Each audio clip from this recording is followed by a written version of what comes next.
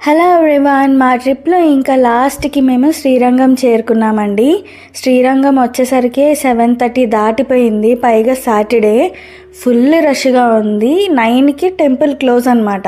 Actually 8:30కి స్వామివారిది close and 9కి Ramanuja స్వామివారిది close అనమాట. ఇంకా చూడ్డానికి ఉండదు. దాని తర్వాత మేము అప్పటికే లైన్లో ఉన్నాము. మాకు దర్శనం అయ్యేసరికి 11 అయిపోయింది.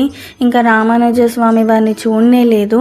ఇంకా పర్లేదు, సాటర్డే మేము రావడమే లేట్ అయిపోయింది. అన్ని టెంపుల్స్ చూసుకుని దర్శనం అవుతే చాలు అని అనుకుంటూనే ఉన్నాము లైన్లో నుంచుని. మళ్ళీ దర్శనం అయ్యింది, కానీ చాలా ఫాస్ట్గా తోసేసారండి.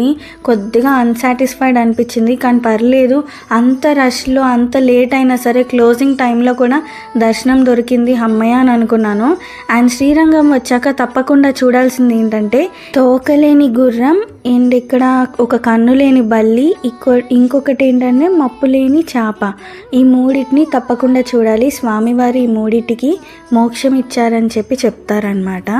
అండ్ ఇంకొకటి వచ్చేసి సింగిల్, అంటే ఒంటి స్తంభం మీద గరుడ స్వామి వారు ఉంటారు. ఇది కూడా అండి.